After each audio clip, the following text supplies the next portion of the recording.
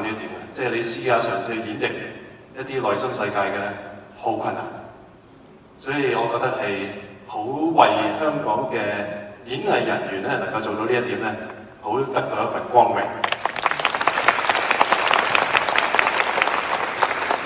咁再加上呢個係一個人嘅內心裏邊最重要嘅信息，可以咁樣交流到。特別係除光啟嗰一幕咧，我第一次聽都未咁震撼，今日聽真係好震撼。嗰個唔過分，唔牽強，但係我哋經歷嗰一幕嘅時候咧，我哋係被拉咗入去，要反思我哋自己，係做得非常之好。傳教或者任何友誼之中，我哋將內心最真摯嘅交送出去，與人去交織一個更大嘅事實嘅時候，唔係就係做緊呢樣嘢。所以呢個文化交流係好有心意。最後想講，我哋感激天主賜下利瑪竇。好老實講，如果冇利瑪竇，中國人會遲多幾多會有接觸、接受天主教。在座係信徒嘅，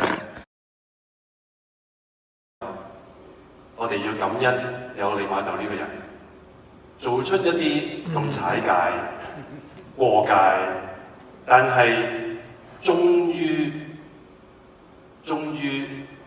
佢內心嘅震動，天主嘅愛，嗰份嘅謙遜接納，我哋咧都係被邀請喺我哋嘅崗位去真摯咁做呢樣嘢。多謝天主。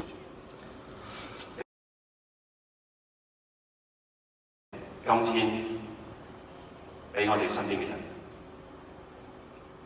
係咪？喺呢度俾大家一份嘅祝福，亦都邀請在場嘅神長，亦都咧係一齊去祈求天主嘅祝福臨於我哋當中。願主與你們同在，願全能天主、聖父、聖子、聖神降福你們。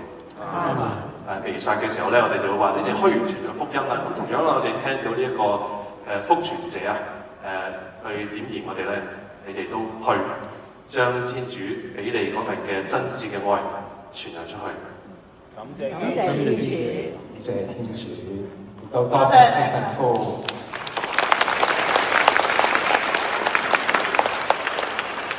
好，再次多謝大家嚟臨啦，同埋參與。希望咧大家帶住一個種子，呢個種子咧將會喺你後嘅生命裏邊咧可以改造，同埋咧有機會同我哋分享今次一個嘅放映嘅，為你嚟講有冇咩得着或者有咩改變？